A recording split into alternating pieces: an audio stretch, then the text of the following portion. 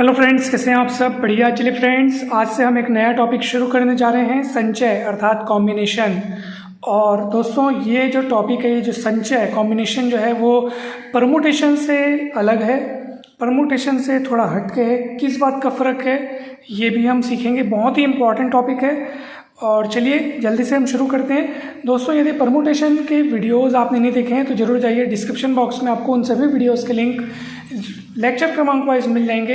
हर एक टॉपिक को बहुत बढ़िया तरीके से एक्सप्लेन किया गया है दोस्तों, सारे टॉपिक और अनेक सारे सवालों के साथ, एक से बढ़कर एक ट्रिक, वो सारे की सारी चीज़ें कवर की गई हैं। तो ज़रूर उन सभी वीडियोस को देखिएगा। दोस्तों, यदि आप चैनल पर नए हैं तो ज़रूर सब्सक्राइब कीजिएगा। ये जो टॉपिक है परमुटेशन एंड कॉम्बिनेशन वाला, ये आपको क्लास 11th मैथ्स में तो मिलेगा ही मिलेगा, लेकिन साथ ही साथ आगे के जितने भी कॉम्पिटिटिव एग्जाम्स हैं, जैसे पीईटी, पीजीटी, व्याख्याता भर्ती परीक्षा, जेई आदि सभी परीक्षाओं में ये टॉपिक बहुत ही महत्वपूर्ण है दोस्तों। तो चलिए देखते हैं कि संचय अर्थात कॉम्बिनेशन की क्या परिभाषा है। किसी दिए हुए वस्तु समूह में से क्रम का ध्यान न रखते हुए, ये बात बहुत महत्वपूर्ण है। यही वो बात है जो संचय को क्रमचय से अलग बनाती है। ठीक है, तो इसमें क्रम का ध्यान नहीं रखा जाता दोस्तों, सिर्फ वस्तुओं का हमको चयन करना होता है, यानी इकट्ठा करना होता है। ठीक है, एक बार में कुछ या सभी वस्तुएं लेकर के जितने भी भिन्न भिन्न समूह बनते हैं, उनमें से प्रत्येक समूह क्या कहलाता है? संचय कहलाता है, कॉम्बिनेशन कहलाता है। अब दोस्तों, मान लीजिए आपके पास 3 वस्तुएं हैं ए बी सी। ठीक है, अब 3 वस्तुएं हैं ए बी सी। अगर मैं आपको कहूं कि भैया इन 3 वस्तुओं में से 2 वस्तुएं लेकर के कितने विभिन्न संचय तैयार किए जा सकते हैं? ठीक है, 2 वस्तुएं लेकर के, तो आपको 2 वस्तुएं लेनी है, क्रम का ध्यान नहीं रखना है। तो भैया मैं ए भी ले सकता हूँ, ये 2 वस्तुएं ले सकता हूँ, ये 2 वस्तुएं ले सकता हूँ, या ये 2 वस्तुएं ले सकता हूँ। तो ये अभिष्ट संचयों की संख्या। ठीक है, तो 3 संचय हो सकते हैं, यहाँ पे 3 कॉम्बिनेशन तैयार हो सकते हैं दोस्तों। ठीक है, अगर मैं आपको कहता कि कितने क्रमचय तैयार हो सकते हैं, ठीक है, अगर मान लो यहीं पर मुझे क्रमचय पूछा जाता, मान लो 3 वस्तुएं दी गई हैं ए बी सी, और इन 3 वस्तुओं में से एक बार में 2 वस्तुएं लेकर के कितने क्रमचय तैयार हो सकते हैं, अगर मुझसे ये पूछा जाता तो मैं बाकायदा क्रम का भी ध्यान रखता। ए भी एक क्रमचय है तो बी एक अलग क्रमचय है बोलता है मैं, क्योंकि क्रम बदल गया तो ये एक अलग विन्यास तैयार हो गया। बी सी एक क्रमचय है तो सी भी एक अन्य क्रमचय है ना भाई। मेरे को 3 वस्तुओं में से एक बार में 2 वस्तुएं लेनी है। ए सी एक क्रमचय है तो सी एक अलग क्रमचय। इस तरह से टोटल 6 क्रमचय तैयार हो गए। इन 3 वस्तुओं में से 2 वस्तुएं लेकर के तैयार हुए क्रमचयों की संख्या 6 है, लेकिन इन्हीं 3 वस्तुओं में से 2 वस्तुएं लेकर के तैयार किए गए संचयों की संख्या मात्र 3 है। ए और बी आ गए, मतलब एक संचय ए सी, दूसरा तीसरा क्या हो गया? B c. इसमें ए बी और बोलोगे सर बी ए एक नया संचय, नहीं भैया, ए बी बी ए एक ही है, क्रम का ध्यान नहीं रखना है। वस्तु ए और बी है, हाँ तो ठीक है, ये एक संचय तैयार हो गया। वस्तुएं बदली तो समझाओ संचय अलग तैयार हो गया। तो देख लो, संचय और क्रमचय में अब आपको फर्क समझ में आ रहा होगा। चलिए एक और उदाहरण देखते हैं। मान लीजिए आपके पास 4 वस्तुएं हैं ए बी सी डी, और 4 वस्तुओं में से यदि मैं आपको बोलूं कि भैया 2 वस्तुएं ले करके, एक बार में 2 वस्तुएं ले करके कितने संचय यानी कॉम्बिनेशन तैयार किए जा सकते हैं, तो भैया आप ए बी का संचय ले लो, ए को सी के साथ ले लो, ए को डी के साथ ले लो, ठीक है, बी को सी के साथ ले लो, बी को डी के साथ ले लो, और सी को डी के साथ ले लो। टोटल कितने संचय हो गए? 6। 1 2 3 4 5 6 संचय हो गए। तो 4 वस्तुओं में से 2 वस्तुएं लेकर के बने हुए संचयों की संख्या। ठीक है फ्रेंड्स, अब यदि मैं इन्हीं 4 वस्तुओं में से आपको बोलता कि भैया 2 वस्तुएं लेकर के कितने क्रमचय बन सकते हैं, तो आप कहते सर ए भी एक क्रमचय है तो बी एक अलग क्रमचय होगा, ए सी है तो सी ए एक अलग होगा, ए डी है तो डी ए अलग होगा, बी सी है तो सी बी अलग होगा, बी डी है तो डी बी भी होगा, और सी डी है तो डी सी भी होगा। यानी कि यहाँ पे आप देख सकते हैं कितने हुए? 12, 6 6 12 हो गए ऐसा। ठीक है फ्रेंड्स, कहीं कोई दिक्कत, कहीं कोई डाउट तो आपको नहीं हो रहा होगा, मुझे पूरा यकीन है बहुत अच्छे से समझ में आ रहा होगा। अच्छा, अब एक बात देखिए, ऐसा नहीं सोचना है आपको कि सर ये तो जस्ट डबल मिल रहे हैं, यहाँ 3 मिला, फिर 6 मिला, फिर 6 मिला, फिर 12 मिला। तो जस्ट डबल मिल रहा है क्या? ऐसा नहीं है दोस्तों। जैसे कि आप एक और उदाहरण देखो, ठीक है। जैसे मान लो आपको 3 वस्तु दी गई हैं, 3 वस्तुओं में से अगर मैं तीनों को उठाऊं और कितने संचय तैयार हो सकते हैं बताइए? 3 वस्तुओं में से 3 को लेकर के तैयार किए गए संचयों की संख्या। तो भैया ये दे ABC, बस यही एक ग्रुप तैयार हो सकता है, और कोई किसी प्रकार का संचय आप तैयार नहीं कर सकते, क्योंकि संचय में क्रम को ध्यान नहीं देना है। वस्तुएं बदलने से संचय बदलते हैं। तो वस्तु तो 3 ही ठोक तो है, और 3 में से 3 ही को ठोक तो लेना है, यही एक मात्र संचय तैयार होगा, ठीक है। इसमें क्योंकि 3 में से 3 को ही लेना है, ना तो कोई एक्स्ट्रा बचा है, ना कुछ छूटा है, ना कुछ और इसमें कुछ किया जा सकता है। आप बोलोगे सर BAC कर दो, क्रम बदलने से कोई नया संचय प्राप्त नहीं होगा। संचय में क्रम का ध्यान नहीं रखा जाता। हाँ, अगर आप क्रम बदल दोगे तो वो नया क्रमचय तैयार हो जाएगा। अगर मुझसे यही पूछा जाता है कि इन 3 वस्तुओं में से पूरे को ले करके एक बार में आप कितने विभिन्न क्रमचय तैयार कर सकते हैं, क्रमचय, तो भैया फिर तो मुझे ध्यान रखना पड़ता ABC, BAC, CAB, BCA, ACB और CBA, ठीक है फ्रेंड्स। आप देख सकते हैं टोटल 6 क्रमचय तैयार हो गए। देखो ये क्रमचय बोलेंगे ना, अगर 3 वस्तुओं में से तीनों को एक बार में लेकर के कितने क्रमचय तैयार हो सकते हैं? तो 6 क्रमचय, ये सारे के सारे। लेकिन संचय कितने तैयार हो सकते हैं? मात्र 1। वो मात्र 1 में चाहे इसको बोलो, चाहे इसको बोलो, चाहे इसको बोलो, चाहे इसको, चाहे इसको, चाहे इसको। संचय में मतलब हाँ, वस्तुओं का संग्रह, फिर क्रम का ध्यान नहीं रखना है, ठीक है।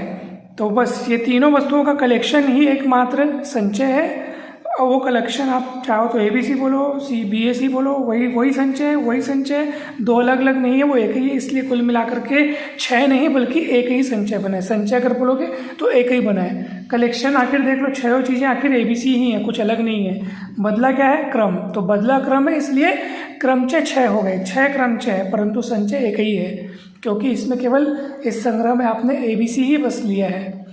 तो बस सीधी सी बात है। हाँ, अगर 4 वस्तुओं में से 3 वस्तुओं का संचय तैयार करना होता तो अलग अलग पैटर्न, मतलब अलग अलग संग्रह तैयार किए जा सकते। कभी ABC को लो, कभी ACD को लो, कभी BCD को लो, इस तरीके से, ठीक है दोस्तों। तो अब आपको बहुत अच्छे से समझ में आ गया होगा, मुझे पूरा यकीन है बहुत बेहतरीन तरीके से ये आपको समझ में आ गया होगा दोस्तों। तो चलिए अब हम आगे बढ़ते हैं और सीधे फॉर्मूले पे आते हैं। n दी गई असमान वस्तुओं में से एक बार में r वस्तुएं ले करके बने हुए संचयों की संख्या को हम लोग NCR से व्यक्त करते हैं। n दी गई असमान वस्तुओं में से एक बार में r वस्तुएं लेकर के बने हुए विभिन्न संचयों की संख्या को हम लोग NCR से व्यक्त करते हैं। और फॉर्मूला होता है factorial n upon factorial n minus r और बाजू में फैक्टोरियल r,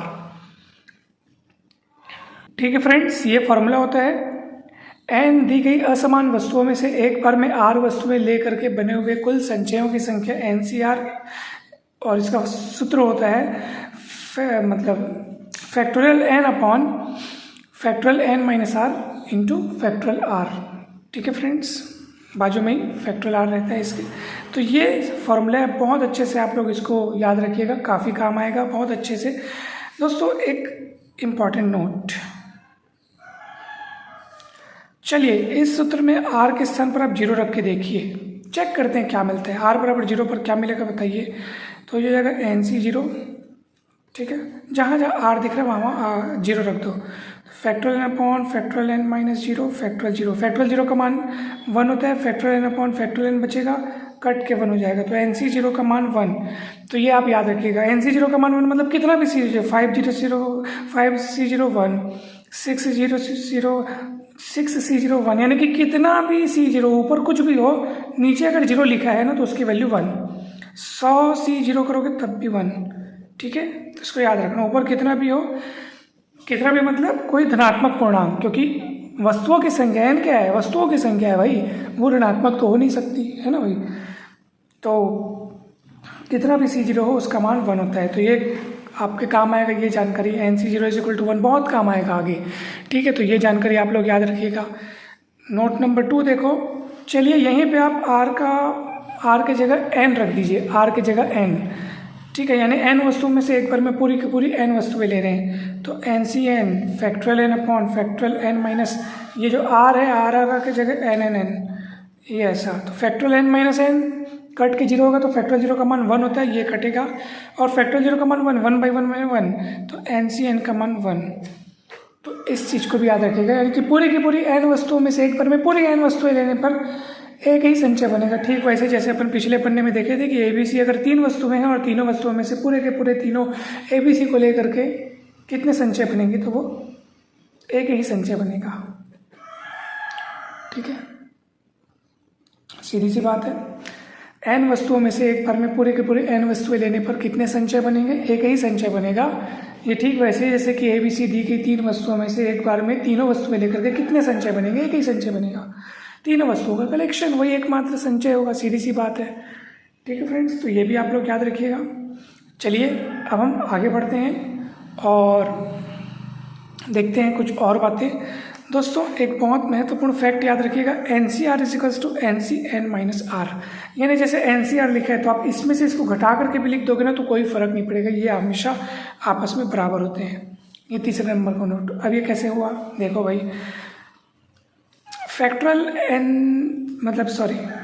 NCR का मतलब क्या होता है, फैक्टोरियल n/फैक्टोरियल n-R, यानी कि जितना लिखा है उधर लिखो और ऊपर वाले में से नीचे वाले को माइनस करके लिखो और साथ में नीचे वाले का फैक्टोरियल। यही सूत्र यहाँ पे लगा के आप देखो, ऊपर जितना लिखा है उसका फैक्टोरियल लिखो, फिर ऊपर वाले में से नीचे वाले को माइनस करके लिखो n-n-R और बाजू में इसका फैक्टोरियल। तो आप देखो ब्रैकेट ओपन करोगे तो n-n कट जाएगा, तो n-n कटेगा और ये माइनस माइनस प्लस हो जाएगा, तो क्या बचेगा, फैक्टोरियल r बचेगा। उसको इधर लिख लेता हूँ और ये फैक्टोरियल n-r को इधर लिख लेता हूँ। आप देखो ये वही चीज़ है, तो यानी ये दोनों सेम है, इसको याद रखिएगा, बहुत काम आएगा दोस्तों, बहुत बहुत काम आएगा ये सूत्र। ठीक है, अब ये कैसे काम आएगा देखो, जैसे मान लीजिए आप 10C8 लिखा है तो ये नीचे कोई बड़ी संख्या होती है ना तो थोड़ा सा कठिन टाइप का लगता है। ठीक है, हालांकि आप फॉर्मूला लगाओगे तो आपसे तुरंत बनेगा, लेकिन क्या नीचे वाला अंक छोटा कर लेने से सरल पड़ता है, तो इसी में से इसको घटा के लिख दो 10C2, इसी में इसी को घटा के लिख दिए, मतलब इसका मान वही होगा जो इसका मान है, इसका मान वही होगा जो इसका मान है, घटा के लिख दो, आपका आंसर सेम आएगा। आप देखो ना, फैक्टोरियल मतलब 10C2 यानी फैक्टोरियल 10 - 2 फैक्टोरियल 2, ऐसा। फैक्टोरियल 10 को तोड़ो, 10 × 9 × फैक्टोरियल 8, नीचे फैक्टोरियल 8, फैक्टोरियल 2 का मान 2, 10 × 90/2 45, ये आपका आंसर आ गया दोस्तों।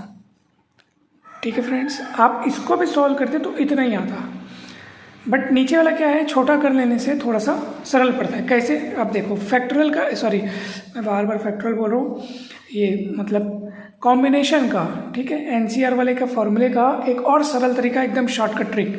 जैसे मान लीजिए आपके पास 10C2 लिखा है, ठीक है, अब ये कैलकुलेशन न करके एकदम डायरेक्ट इसका वैल्यू अपन निकाल रहे हैं शॉर्टकट ट्रिक से। देखो ऊपर कितना लिखा है 10, नीचे कितना लिखा है 2, तो समझ जाओ ऊपर वाले को नीचे वाले के जितना कम करना है, यानी कि नीचे क्या लिखा है 2 लिखा है ना, तो ऊपर वाले को 2 स्टेप तक कम करो, यानी कि 10, पहला स्टेप यही हो गया, दूसरा स्टेप 9। क्यों 2 बार क्यों कम किया, क्योंकि नीचे 2 लिखा है, नीचे अगर 3 लिखा होता ना तो ऊपर वाले को 3 स्टेप तक कम करते, 10, 9, 8 ऐसे करके, तो अभी 2 लिखा है इसलिए 2 बार कम करना है, और नीचे बटे करके क्या करना पड़ता है, जो भी यहाँ पे लिखा है, जो भी यहाँ पे लिखा है, जो भी उसको 1 तक खींचो, तो 2 × 1, तो कट के 45 आ जाएगा।